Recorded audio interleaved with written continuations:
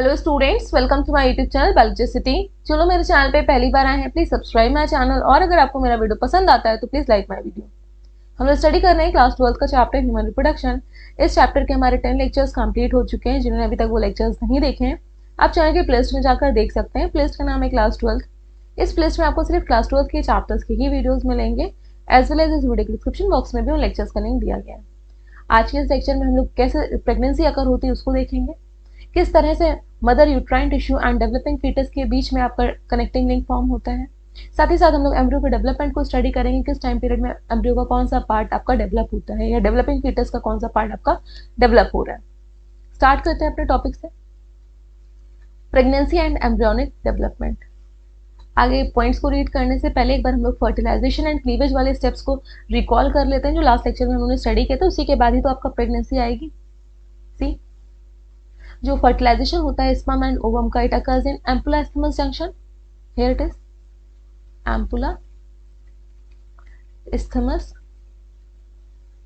Junction पे आपका fertilisation step होता था। यहाँ पे देखिएगा, ये फर्टिलाइजेशन जो आपका ओवम बना था, या आप बोल सकते हो जो आपका फर्टिलाइज स्ट्रक्चर जो जाइगोट बना था, उसमें जोना पेलिसुडा प्रेजेंट थी।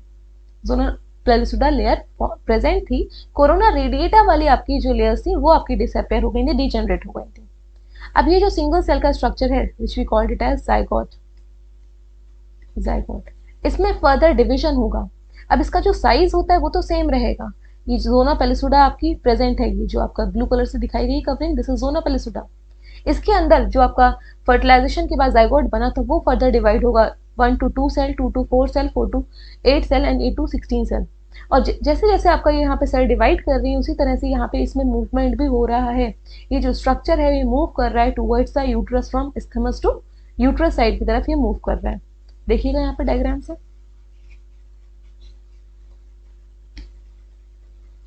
See here fusion of pronuclei. Pronuclei मतलब यहाँ पे फ्यूजन हो गया है किसका, male gamete and female gamete, या फिर आप बोल सकते हो मेल न्यूक्लियस का एंड फीमेल पूरे न्यूक्लियस का।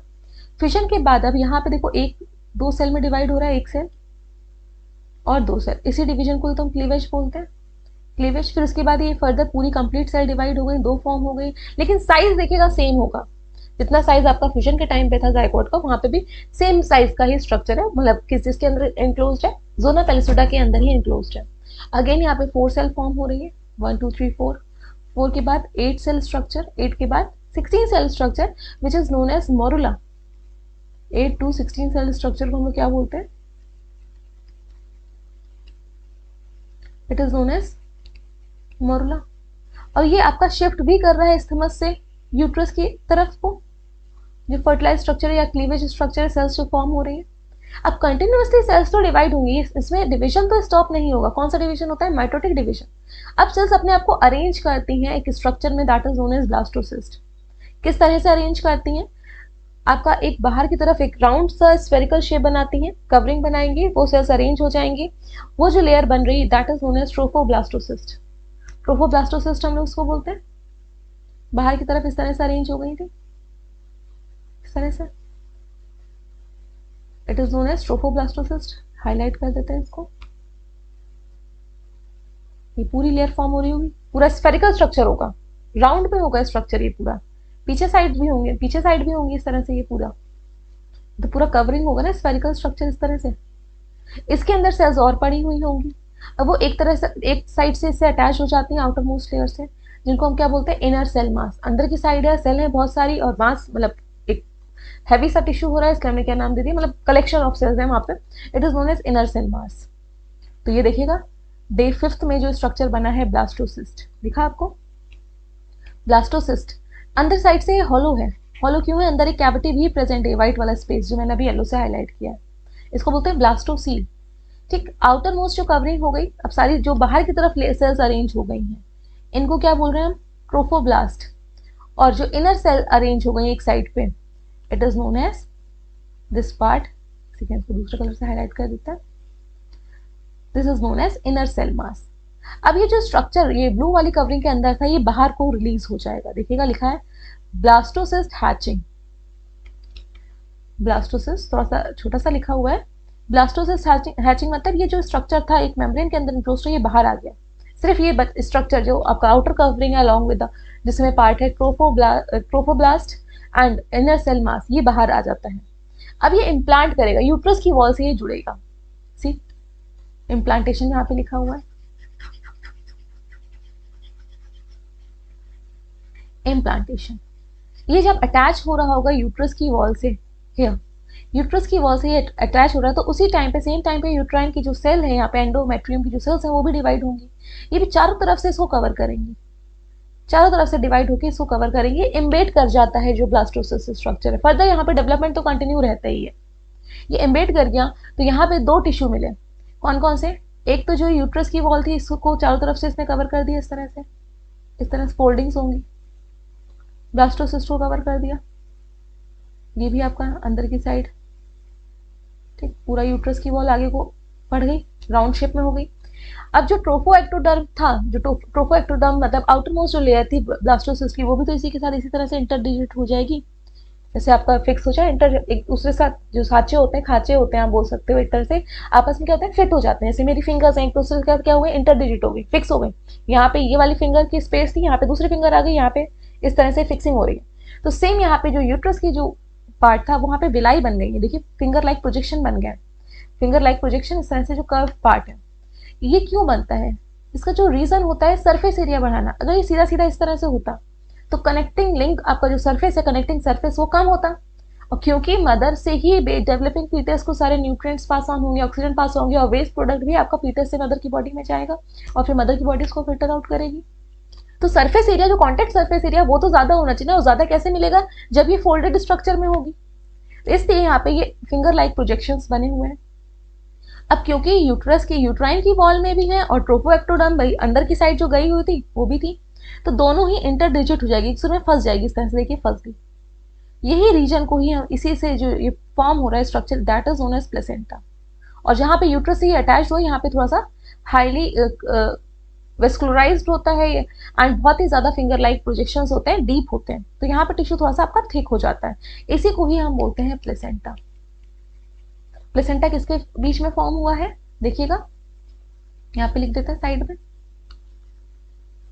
मदर के यूट्राइन एंडोमेट्रियम वाली वॉल पे, एंडोमेट्रियम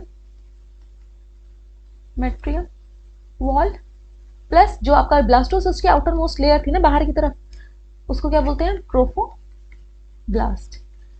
ठीक, दोनों आपस में इंटरडिजिट हो गई हैं। अब इसको बोलते हैं हम कोरियन। एक साथ इसको क्या बोलते हैं? अब ट्रोफोब्लास्ट को हम क्या बोल देंगे जब ये इंटरडिजिट हो जाएगी? This is known as chorion. अब इसको हम लोग कोरियन बोलते हैं, कोरियन लेयर। जब तक ब्लास्टोसिस्ट का पार्ट था, इस टाइम पे फिर डे 5 में देखिएगा यहाँ पे लिखा है ब्लास्टोसिस्ट, तब तक हम उसको ट्रोफोब्लास्ट बोल रहे हैं। और जब ये आपका मैटरनल टिश्यू के साथ अंदर इंटरडिजिट हो गई, then we called it as chorion. तब हम उसको क्या नाम चेंज कर देंगे? जब प्लेसेंटा फॉर्म हो गया, प्लेसेंटा की लेयर हो गई होगी, एक मेम्ब्रेन हो जाएगी, कोरियन। पॉइंट्स को रीड कर लेते हैं। सी, आफ्टर इम्प्लांटेशन, जो आपका जो डेवलपिंग ब्लास्टोसिस्ट थी अब इसके साथ अटैच हो गई है, इम्प्लांट हो गई है यूट्रस के अंदर। यूट्रस की जो एंडोमेट्रियम थी उसको चारों तरफ से कवर कर लेती है, this is known as implantation. So after implantation, finger-like projection appear on the trophoblast. Trophoblast में finger-like projection appear हो रहे हैं, called chorionic villi, which are surrounded by the uterine tissue and maternal blood. यहाँ पे देखिए, मैंने बोला था ना ट्रोफोब्लास्ट है। ट्रोफोब्लास्ट में ये ब्लू कलर से जो बनाई थी, इस तरह से ये फोल्ड हो गई होगी, फोल्ड हो गई चारों तरफ से। इसको हम क्या बोल रहे हैं? Chorionic villi. अब चारों तरफ से इसको किसने कवर कर लिया है? एंडोमेट्रियम ने। वो भी इसी तरह से फॉर्म होगी जिस तरह से ये ट्रोफोब्लास्ट हुई थी, विलाई बनी थी, उसी तरह से आपका इंटरडिजिट हो जाएगी। मेट्राइन वॉल भी, यूट्रस की वॉल, ठीक। और इसमें क्या प्रेजेंट होंगी? ब्लड वेसल्स की भी सप्लाई हो रही होगी। Next point, the chorionic villi and the uterine tissue, ये दोनों लेबल कर देते हैं। ब्लू कलर वाला पार्ट ये uterine wall,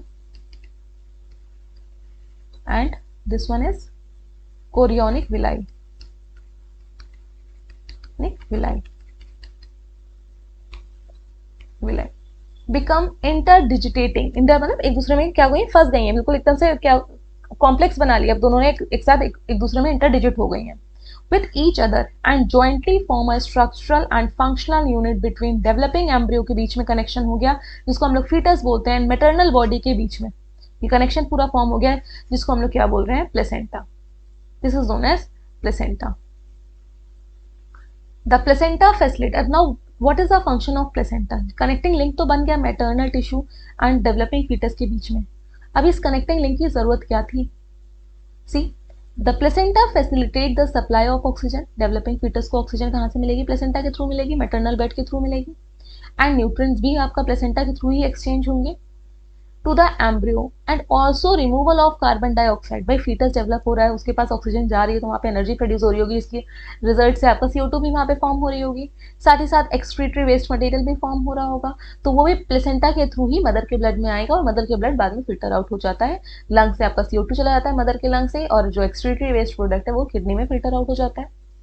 the placenta is connected to the embryo through an umbilical cord. Umbilical cord form होती है प्लेसेंटा और एम्ब्रियो के बीच में. प्लेसेंटा और जो एम्ब्रियो डेवलप हो रहा होता है वहाँ पे एम्बिकल कॉर्ड होगी which helps in the transport of substances to and from the embryo. Umbilical cord से आपका सब्सटेंस ट्रांसफर हो रहे हैं एम्ब्रियो से मदर से एम्ब्रियो में और एम्ब्रियो से मदर की बॉडी में जो CO2 और वेस्ट प्रोडक्ट है. एक बार यहाँ पे डायग्राम के थ्रू और देखिएगा. सी, ये आपका NCERT में डायग्राम दिया गया है. Connecting link between developing foetus. ये देखिए ऊपर ये फोल्डेड स्ट्रक्चर में दिख रहा है आपको, इस तरह से ये फोल्ड हो गया. ये यहाँ पे यूट्रस की वॉल तो फोल्ड हुई है, यूट्राइन वॉल जिसमें ब्लड वेसल की सप्लाई होगी, और जो आपका ट्रोफोब्लास्ट थी वो भी इसी के अंदर इंटरडिजिट हो गई थी जिसको हम लोग कोरियोनिक विलाई बोल रहे थे. इस तरह से इस पूरे को ही हम क्या बोलते हैं, प्लेसेंटा. लेकिन टिश्यू, कनेक्टिव टिश्यू प्लेसेंटा में जो हाईली वेस्कुलराइज्ड टिश्यू प्रेजेंट कहाँ पे, इतने रीजन में प्रेजेंट है अपर साइड पे नहीं, और यहीं पे एम्बिकल कॉर्ड होगी जो डेवलपिंग फीटस से कनेक्ट है. ये डेवलपिंग फीटस है, बेबी डेवलप हो रहा है. लेबलिंग को एक बार देख लेते हैं कौन कौन सी लेबलिंग दी गई है. Placental villi. Placental villi, villi मतलब फिंगर लाइक प्रोजेक्शन, इस तरह से सरफेस एरिया बढ़ाने के लिए. फिर एम्बिकल कॉर्ड क्या थी? एम्बिकल कॉर्ड आपकी सप्लाई करती है न्यूट्रिएंट्स को, ऑक्सीजन को मदर के ब्लड से बेबी में, और बेबी से जो वेस्ट प्रोडक्ट CO2 है वो भी एम्बिकल कॉर्ड के थ्रू जा रहे होते हैं. फिर यहाँ पे योग सेक, हम लोग जो है वो एलेसिथल है, योग प्रोड्यूस नहीं होता है लेकिन रिड्यूस्ड योग सेक प्रेजेंट है इतने रीजन में. देखिए हाईलाइट करा दिए, हियर इट इज योग सेक रिड्यूस्ड. इसके बाद ये एम्ब्रियो डेवलप हो रहा है, और ये जो रेड कलर वाला पार्ट है ये कैविटी है. कैविटी के अंदर तो स्पेस कवर कर रहा है लेकिन जो एम्ब्रियो है वो वॉल के अंदर धस गया है. ठीक, तो ये कैविटी आपकी बढ़ती चली जाएगी और बेबी जैसे जैसे डेवलप होगा कैविटी का साइज भी बढ़ता चला जाएगा. Plug of mucus in cervix. Cervix में म्यूकस ज्यादा सिक्रीट होता है, प्रेजेंट होता है. Next, placenta also act as an endocrine tissue. Endocrine tissue क्या होता है? The tissue which releases its secretion directly into the blood stream. उसका जो सिक्रीशन है ब्लड स्ट्रीम में डायरेक्टली आए, किसी भी डक्ट के थ्रू ना जाए टारगेट ऑर्गन तक, उसको हम लोग एंडोक्राइन टिश्यू बोलते हैं. तो प्लेसेंटा का जो सिक्रीशन है वो डायरेक्टली ब्लड स्ट्रीम में आता है और ब्लड स्ट्रीम से अपने टारगेट ऑर्गन तक जाता है, इस टाइम उसको क्या बोल रहे हैं, एंडोक्राइन टिश्यू है. एक्सोक्राइन टिश्यू भी होता है जहाँ पे आपका कोई भी पार्ट अगर आपका सिक्रीट कर रहा है किसी सब्सटेंस को, वो डक्ट के थ्रू टारगेट ऑर्गन तक जा रहा है, किसी ब्लड के थ्रू नहीं जाएगा. तो प्लेसेंटा आपका एंडोक्राइन टिश्यू है और आपके वो प्रोड्यूस करता है सेवरल हार्मोन्स को. हार्मोन्स क्या होते हैं? जो मैसेज कैरी करते हैं, जिनके पास कोई मैसेज होता है, ऐसे सब्सटेंस जो मैसेज को कैरी करते हैं दूसरे ऑर्गन तक लेके जाते हैं. तो यहाँ पे सेवरल हार्मोन्स बनते हैं. कौन कौन से हैं, नंबरिंग कर देते हैं. Human chorionic gonadotropin. Human chorionic gonadotropin का काम क्या है, यहाँ पे फंक्शन भी देख लेते हैं. जो कॉर्पस ल्यूटियम है फॉर्म होता है आपका जब ग्राफिन फॉलिकल से ओवुलेशन हो जाता है, ओवम बाहर आ जाता है, रेस्ट स्ट्रक्चर कॉर्पस ल्यूटियम में डेवलप हो जाता है, वो हार्मोन सिक्रीट करता है progesterone which is required for the maintenance of pregnancy after fertilisation. Fertilisation के बाद स्पर्म एंड ओवम फर्टिलाइज हो जाए, उसके बाद प्रेगनेंसी मेंटेन रहे, यूट्रस की वॉल डेवलप रहे, जो एंडोमेट्रियम है वहां पे प्रोजेस्टेरॉन हार्मोन की रिक्वायरमेंट होती है. तो कॉर्पस ल्यूटियम सिक्रीट करता है उस प्रोजेस्टेरॉन को, और कॉर्पस ल्यूटियम को मेंटेन करने के लिए भी रिक्वायरमेंट होगी एक हार्मोन की जिसको हम लोग क्या बोल रहे हैं, ह्यूमन कोरियोनिक गोनाडोट्रोपिन. यहाँ पे एक बार डायग्राम से आप समझ लीजिए. See in this diagram, second, see graafian follicle mature, ये रप्चर हुई तो ओवम बाहर आ गया, रेस्ट स्ट्रक्चर किसमें डेवलप हो गया, कॉर्पस ल्यूटेम में। अगर फर्टिलाइजेशन नहीं होता है तो ये आपका डिजेनरेट हो जाता है कॉर्पस एल्बिकन्स। लेकिन यहाँ पे फर्टिलाइजेशन हो गया, फीटस डेवलप हो रहा है, तो कॉर्पस ल्यूटेम जब तक प्रेगनेंसी होगी तब तक ये मेंटेन, रेस्ट को मेंटेन करने का काम कौन करेगा, ह्यूमन कोरियोनिक गोनाडोट्रोपिन। ये कॉर्पस ल्यूटेम क्या सीक्रेट करता है, progesterone, which is responsible for maintaining the pregnancy, progesterone. Next hormone देख लेते हैं कौन सा सीक्रेट होता है प्लेसेंटा से। सी ह्यूमन प्लेसेंटल लैक्टोजन, मदर की बॉडी में मेटाबॉलिज्म हाई हो जाता है, एनर्जी का रिक्वायरमेंट होती है जब बेबी डेवलप हो रहा होता है, तो वहां पे आपका रोल प्ले करता है ह्यूमन प्लेसेंटल लैक्टोजन। नेक्स्ट है एस्ट्रोजन, डेवलपिंग फीटस के जो हार्मोन डेवलप हो रहे हैं उसमें आपका एस्ट्रोजन रोल प्ले करता है, और प्रेगनेंसी को मेंटेन करने के लिए एस्ट्रोजन और प्रोजेस्टेरॉन दोनों ही रोल प्ले करते हैं। तो ये जो हार्मोन है, human chorionic gonadotropin, human placental lactogen, oestrogens and progestogens, ये तभी आपका प्रोड्यूस होते हैं जब प्रेगनेंसी होती है वुमेन्स में, अदरवाइज ये प्रोड्यूस नहीं होते हैं वुमेन्स में। नेक्स्ट पॉइंट रीड कर लेते हैं। तो आपको ये चारों हार्मोन्स को याद करना है जो प्लेसेंटा से सिक्रीट होते हैं। In the later phase of pregnancy, भाई प्रेगनेंसी अब हो रही, प्रोसीड हो रही है, तो बेबी भी तो डेवलप हो रहा होगा, डेवलपिंग फीटस। तो हार्मोन एक और सिक्रेट होता है रिलैक्सिन, नाम से ही पता हो रहा हो रिलैक्स। तो यहाँ पे लिगामेंट्स रिलैक्स होते हैं जो पेल्विस रीजन में प्रेजेंट होते हैं, साथ ही साथ जो यूट्रस का सर्विक्स वाला पार्ट है वो भी लूज और सॉफ्ट हो जाता है, वहां पे म्यूकस प्रेजेंट होता है, वो आपका लूज हो जाएगा, सॉफ्टन हो जाएगा, जिसकी वजह से बेबी इजिली एक्सपेल आउट हो जाए यूट्रस से। तो लेटर स्टेज ऑफ प्रेगनेंसी में होगा, क्योंकि अब बेबी जब डेवलप हो गया होगा उसके बाहर आने का टाइम हो गया है। So it is also secreted by it is secreted by ovary, ये आपका ओवरी से सिक्रेट हो रहा है। So, human chorionic gonadotropin, human placental lactogen, relaxin are produced in women only during pregnancy. Women में सिर्फ प्रेगनेंसी के टाइम ही release होते हैं, अदरवाइज ये रिलीज नहीं होते हैं। Next, in addition during pregnancy the level of other hormones का जो लेवल है वो भी आपका इंक्रीज हो जाता है। एस्ट्रोजन है, प्रोजेस्ट्रोजन है, कॉर्टिसोल है, प्रोलैक्टिन है, थायरॉक्सिन है, ये सारे हार्मोन्स भी आपके इंक्रीज हो जाएगा। Several folds in the maternal blood, काफी टाइम से इंक्रीज हो जाता है। पूरा प्रोसेस आपका जो बेबी का डेवलपमेंट है, ओवम का फॉर्मेशन है, ओवुलेशन है, ये सारा कुछ हार्मोनल सिग्नलिंग पे ही तो बेस्ड है। तो यहाँ पे हार्मोनल्स के कम ज्यादा होने की वजह से ही सारा कुछ मेंटेन रहता है, तो पूरा सिग्नलिंग के ऊपर बेस्ड है, हार्मोनल सिग्नलिंग के ऊपर। Next, increased production of these hormone is essential for supporting the fetal growth। ये जो हार्मोन आपके प्रोड्यूस हो रहे हैं ये आपका सपोर्ट करते हैं कि फीटल ग्रोथ को, जो फीटस डेवलप हो रहा होता है उसकी ग्रोथ को सपोर्ट करते हैं। Metabolic changes in the mother and maintenance of pregnancy में भी ये काम करते हैं। तो कितने इसके रोल हैं हार्मोन्स के, फीटस की ग्रोथ हो, मेटाबॉलिक चेंजेस किस में आएंगे, मदर में, ठीक, और फिर आपका मेंटेन रहेगी प्रेगनेंसी में, मेटाबॉलिक चेंजेस आएंगे क्योंकि मदर की बॉडी से ही तो सारा कुछ सप्लाई हो रहा है कि यहाँ बेबी डेवलप हो रहा है, यहाँ पे आपका अब मिल्क की रिक्वायरमेंट है तो वहाँ पे आपका प्रोलैक्टिन भी प्रोड्यूस होने लगेगा, जिसकी वजह से आपका मेमोरी ग्लैंड भी डेवलप हो रहे होंगे, इधर आपका मेमोरी ग्लैंड भी डेवलप हो रहे हैं, मिल्क सिक्रेशन भी क्योंकि प्रेगनेंसी के बाद रिक्वायरमेंट है, दूसरे हार्मोन्स आपका बेबी की प्रॉपर ग्रोथ के लिए रिक्वायरमेंट होते हैं, कॉर्पस ल्यूटियम भी मेंटेन रहे तो ह्यूमन कोरियोनिक गोनाडोट्रोपिन हार्मोन की रिक्वायरमेंट होती है। ये सारे आपके हार्मोन्स फीटल ग्रोथ के लिए, metabolic changes in the mother and maintenance of pregnancy के लिए रिक्वायर्ड होते हैं। Next points, immediately after implantation, अब देखिएगा जो हम लोग ऑलरेडी पढ़ चुके हैं, after implantation the inner cell mass, जिसको जो एम्ब्रियो में डेवलप होता है, ट्रोफोब्लास्ट में लेयर में कन्वर्ट हुआ था, बाहर वाली जो लेयर फॉर्म हो रही थी ट्रोफोब्लास्ट, वो तो आपका कनेक्टिंग लिंक मदर की यूट्राइन वॉल के साथ बना रही थी, ठीक। इनर सेल मास ही आपका एम्ब्रियो में डेवलप होगा, बाहर वाली लेयर एम्ब्रियो में डेवलप नहीं होती है। Differentiate into outer layer called ectoderm and inner layer called endoderm. यहाँ पे डायग्राम के थ्रू देखिएगा, इस डायग्राम के थ्रू, सी ट्रोफोएक्टोडर्म या नॉट एक्टोडर्म, ट्रोफोडर्म, ये जो सेल्स थी वो आउटर लेयर में अरेंज हो गई है, यहाँ पे देखिए ये आउटर लेयर में अरेंज हो गई, यही तो आपका कनेक्शन बना रही थी यूट्रस की वॉल के साथ, तो इससे आपका एम्ब्रियो नहीं डेवलप होगा। अंदर की साइज जो आपका सेल्स प्रेजेंट है इनर साइड पे, जिसको हम लोग इनर सेल मास बोलते हैं, ये इससे आपका एम्ब्रियो डेवलप होगा, इन सेल्स में फर्दर डिविजन होगा। अब यहाँ पे 3 लेयर्स फॉर्म होती हैं, देखिएगा ये सारी एक साथ अरेंज हो गई, फिर ग्रोइंग एंडोडर्म, अंदर की साइड एक एंडोडर्म डेवलप हो रही है, एंडो मतलब इनर साइड पे, और रिमेनिंग सेल मास भी, ये आपकी इनर सेल मास हो गई। फर्दर डेवलपमेंट हुआ, यहाँ पे 3 लेयर फॉर्म होगी, इस तरह से 3 लेयर फॉर्म होगी। नेक्स्ट डायग्राम में सी एक्टोडर, ऊपर की साइड एक एक्टोडर, ये एक्टोडर। फिर नीचे वाली एंडोडर्म तो पहले ही फॉर्म हो गई थी, ये एंडोडर्म। ठीक, इनके बीच में आपका फिर बाद में मीजोडर्म भी फॉर्म होती है, इनके बीच में फॉर्म होगी, यहाँ पे देखिएगा इनके बीच में, मिडिल में एक्टोडर्म ऊपर वाली, मिड वाली मीजोडर्म बाद में होगी, पहले एंडोडर्म फिर एक्टोडर्म एंड बीच में मीजोडर्म। यही 3 जर्म लेयर्स पूरे एम्ब्रियो को डेवलप करती हैं। एक्टो मतलब बाहर, बाहर वाला बॉडी का जो पार्ट है वो एक्टोडर्म बनाएगा, इनर वाली जो लाइनिंग होगी वो एंडोडर्म बनाएगी। जितने भी विस्ट्रल ऑर्गन है बीच वाले, बीच में फंसे प्रेजेंट है ना, आपका जो कैविटी गई हुई है एलिमेंट्री कैनाल, और जो आउटर बॉडी वॉल है स्किन, उनके बीच में तो सारे ऑर्गन है, तो वो बीच वाला पार्ट किससे बनेगा, मीजोडर्म से बनता है। मिडिल में, मिड में है, एम से मीजो, एम से मिडिल, तो मीजोडर्म। ये 3 लेयर हैं, first ectoderm, mid one mesoderm and inner one is known as endoderm. यही तीनों लेयर पूरा बेबी को डेवलप करती हैं।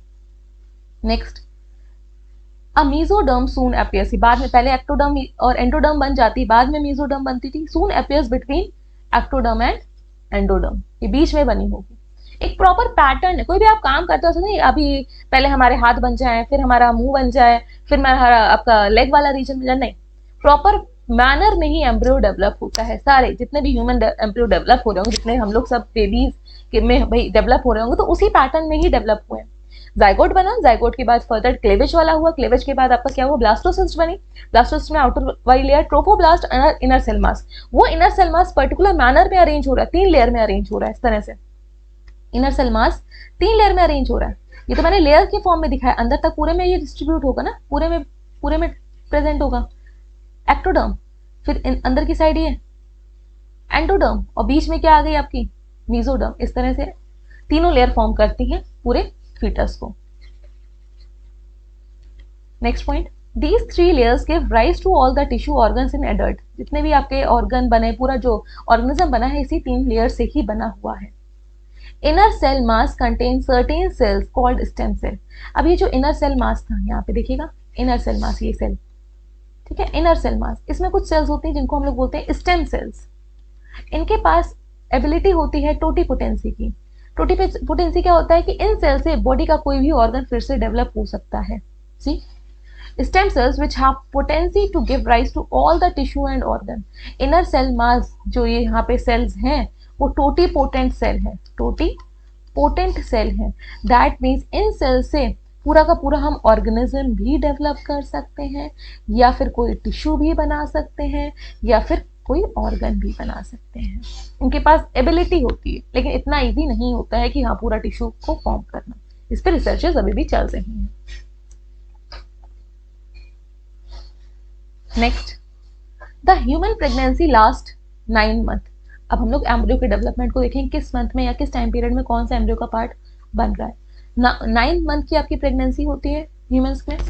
तो ह्यूमन में जो आपका फर्स्ट मंथ होता है, फर्स्ट मंथ, देखिए फर्स्ट मंथ एम्ब्रियो का हार्ट डेवलप होता है। तो पहले नंबर पे तो हार्ट डेवलप हुआ, वो फर्स्ट साइन होता है आपका ग्रोइंग फीटस का। और इसको हम लोग कैसे नोटिस करते हैं, by listening to the heart sound carefully through the stethoscope. Stethoscope से हम लोग हार्ट साउंड को सुन लेते हैं, और फर्स्ट मंथ में हार्ट डेवलप होता है। तो फर्स्ट नंबर पे heart. By the end of second month में क्या डेवलप हो जाता है, बेबी के लिम्स एंड डिजिट्स, फिंगर्स, जो लिम्स हैं, फोर लिम्ब और हिंड लिम्ब, हाथ और पैर, और उसमें जो फिंगर्स हैं वो डेवलप होती हैं सेकेंड मंथ में। ये तो आपको ऐसा ही याद करना पड़ेगा। Next, by the end of 12 weeks, first trimester मतलब थर्ड मंथ में अब क्या डेवलप होगा, थर्ड मंथ हो गया, पूरे 3 मंथ हो गए आपके। Major organ systems are developed, for example limbs and external genitalia, पूरी तरह से लिम्स डेवलप हो गए, एक्सटर्नल जेनिटल ऑर्गन डेवलप हो चुके हैं। तो मेजर ऑर्गन सिस्टम डेवलप हो जाएंगे थर्ड ट्राइमेस्टर में। नेक्स्ट, 5th मंथ में क्या होगा, first movement of the foetus and appearance of hair on head are usually observed. 5th month में फीटस के हेड पे आपका हेयर दिखेंगे और यहाँ पे मूवमेंट करना स्टार्ट हो जाएगा। 24th वीक में, या फिर आप बोल सकते हो पूरा सेकेंड ट्राइमेस्टर जब कंप्लीट हो रहा है 6 months, the body is covered with fine hairs, eyelids separates, जो आईलिड्स हैं वो सेपरेट हो जाएंगी, eyelashes are formed. By the end of 9th month of pregnancy, the fetus is fully developed and is ready for delivery. So first month में क्या था? Heart था. Second month में limbs and digits मतलब fingers, digits. Third जब complete हुआ month, तब तक आपके ऑर्गन सिस्टम फॉर्म होना स्टार्ट हो गया. ऑर्गन सिस्टम मतलब कि मेजर ऑर्गन्स फॉर्म होना स्टार्ट हो गया. फिफ्थ जब मंथ कंप्लीट हुआ तो मूवमेंट स्टार्ट हो गया बेबी में. साथ ही साथ हेड पे हेयर्स आ गए. फिर जब आपका पूरा 6th मंथ कंप्लीट हो गया, 24 वीक्स कंप्लीट हो गया, तो फाइन हेयर्स, आईलिड सेपरेट हो गई हैं, आई लैशेस आपका फॉर्म हो गए. फिर 9th मंथ में आपका पूरा बेबी कंप्लीट हो गया. तो ये पूरा आपका आज का टॉपिक था. हम लोगों ने देखा कि कैसे प्रेगनेंसी मेंटेन रहती है, कौन कौन से हार्मोन सीक्रेट होते हैं प्लेसेंटा के थ्रू, प्लेसेंटा का हम लोगों ने फंक्शन को स्टडी किया. साथ ही साथ हम लोगों ने एम्ब्रियो के डेवलपमेंट को स्टडी किया कि किस मंथ में कौन सा बेबी का पार्ट फॉर्म हो रहा है. This is all about today's lecture.